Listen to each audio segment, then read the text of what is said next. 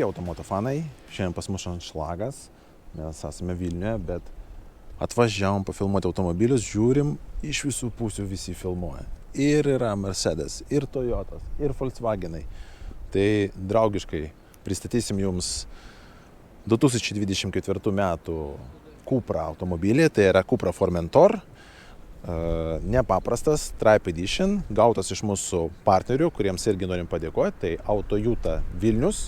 Tai jeigu norės šitą automobilį išbandyti, įsigyti, pabandyti kaip jis važiuoja, nes tai yra užtaisytas Seat automobilis iš esmės, bet tai yra Cupra Cup Racing, tai prašom kreiptis į Autojutą.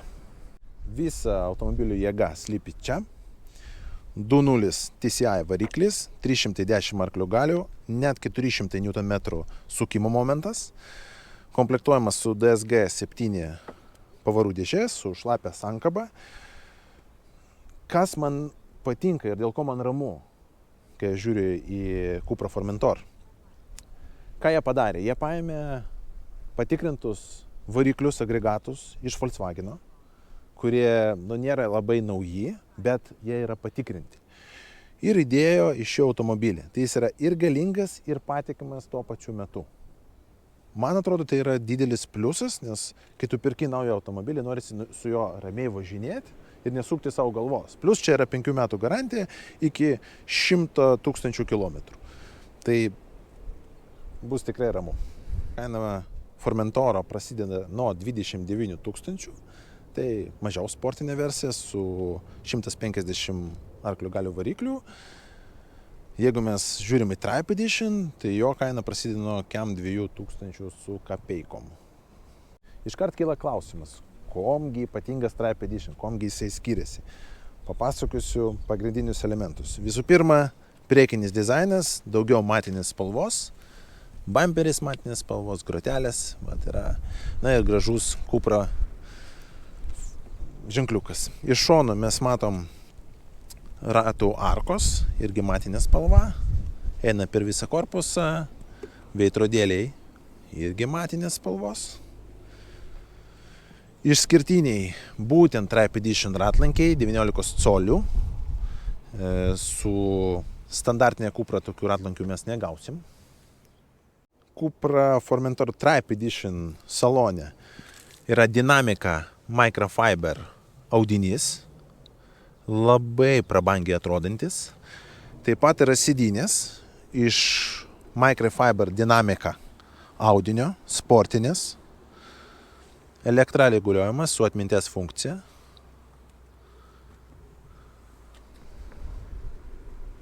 Tribe Edition komplektuojama dar su dark aluminium pedalais. Toksai juodas metalas, pajodintas. Papildomai čia įdėti matriciniai žibintai, ypač pravers naktį. Asmeniškai man tai yra labai gražios automobilio proporcijos, tie pajodinti juodi ratlankiai ir bendrai visas korpusas atrodo labai proporcingai. Tai yra kaip ir SUV, kaip ir hatchbackas, bet automobilis, kuris, padarytas ne šiaip sportiškai, kuris varo, bet atrodo baisiai. O jis ir gali, kaip sakoma, 310 arklio galių tikrai kažkur lenkiant, jokių problemų nebus, bet jis dar ir prie viso šito gražiai atrodo. Išlenkimai, dizainas. Bagažinė valdoma kojos mastu. Patogu, praktiška. Aš manau, kad jie įdėjo šitą funkciją dėl to, kad tai ir sportinis automobilis, bet Cupra norėjo, kad tą automobilį būtų galima naudoti ir kaip šeimos SUV. Gale, pavyzdžiui, vietos pakankamai daug. Aišku, jis nėra pritaikytas, jeigu mes važiuosim tryse, jis nebus mega patogus, bet vežti vaikus gali, yra EasyFixai, irgi gera apdaila ir priekį ir gale. Aišku, dar ką noriu pabrėžti. Jeigu mes žiūrim galinių durelių apdailą, tą viršų, jis nėra mega tobulas. Gan kitokas plastikas, bet microfiber dynamic įterpas yra ir čia. Kažkur yra kompromisai, aišku. Einam į saloną. Paklausom variklio garso. Sveiki atvykę į Cupra Formentor pasaulį. Galima perjunginėti vairavimo režimus. Va čia yra mygtukas. Yra Sport, Cupra. Žiūrėkit, koks garsas.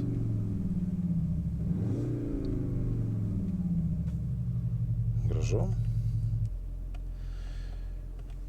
Papildomai, kas liečia apdailą.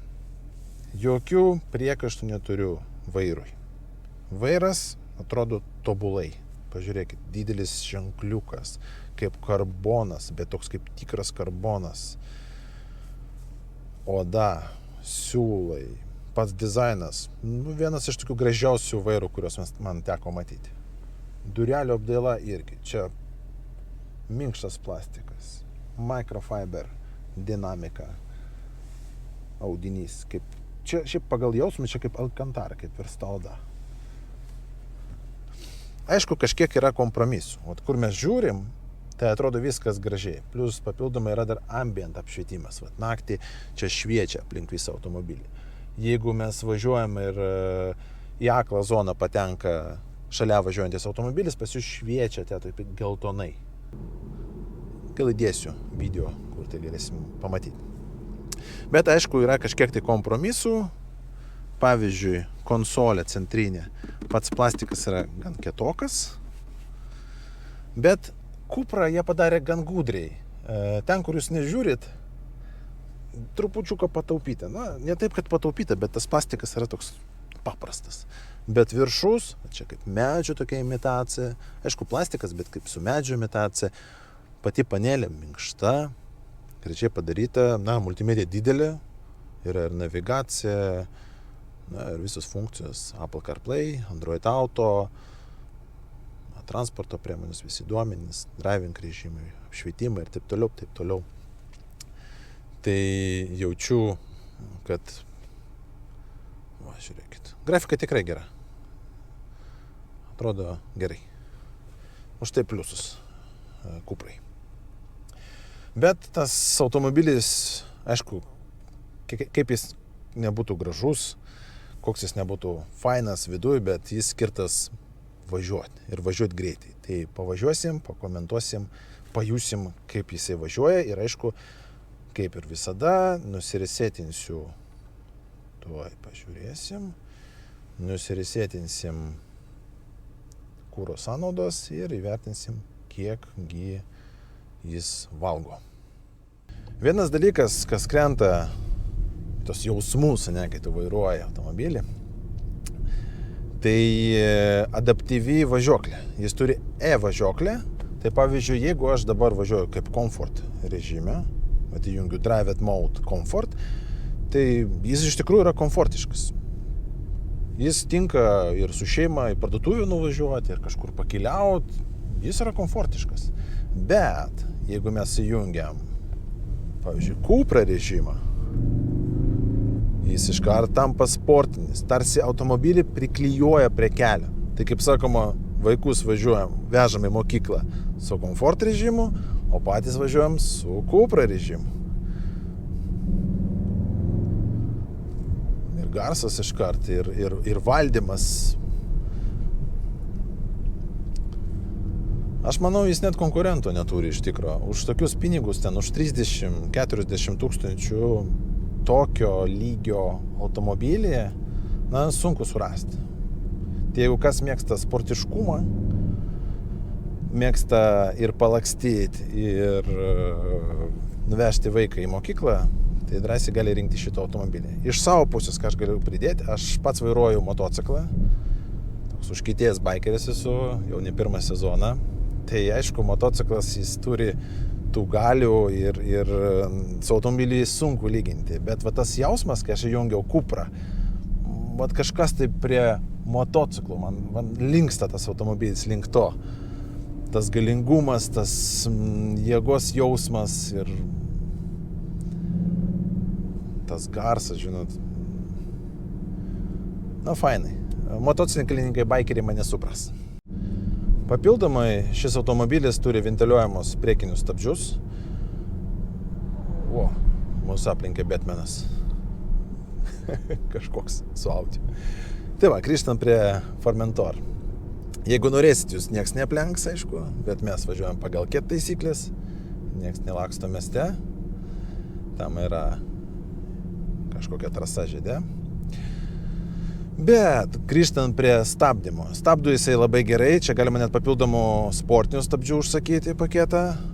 Stabdžiai yra ventiliuojami, tai nebus taip, kad jūs palakstot kažkur ir automobilis jau tampa sunkiai valdomas ir sunkiai stabdomas. Čia tokių dalykų yra išvengta. Įjungiau komfort režimą, priekyje yra gulintis policininkas. Pažiūrėsim, patikrinsim pakabą, ne? Nes aš su sportiniu, su Cupra režimu važiavau, buvo kieta. O čia? Trupučiuką yra to kietumo, bet jinai daug komfortiškesnė. Kai jungiam komfort režimą, tai jeigu važiuosim kažkur mieste yra blogas kelias, jungiat komfort režimą ir iškart ramiai, nedrebant, ten nieks nevibruoja, gražiai važiuojat ir jaučiat malonumą. Džiaukite savo naujų automobilį.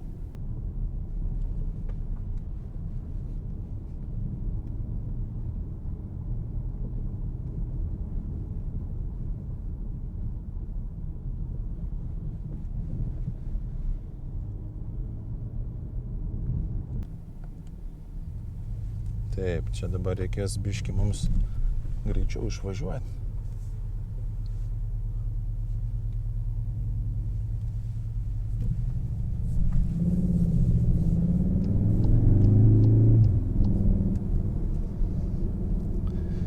Turbūt su ta mašina, kai važiuojam, sunku nepažeidinėti taisyklės. Bet reikia stengtis. Vis dėlto 310 arklio galių, automatinė 2 sankabų dėžė provokuoja. Štai mes ir grįžom po bandomojo važiavimo. Tai reziumuojant, Formentor sąnaudos. Vilniaus gatvėmis ramiai važiuojant gavosi 90 litrų. O bendrai apie automobilį, kokie įspūdžiai. Tai yra užtaisytas sportinis automobilis, kuris gali būti toksai egoistinis. Galima ir vienam palakstyti, tikrai duoda daug tos energijos. Taip pat jis gali būti ir kaip šeimos automobilis, nes keturiese drąsiai galima su juo su komfortišku režimu gražiai važiuoti. Norit biškį jėgos ugnies, jungiat Cuprą ir pirmin.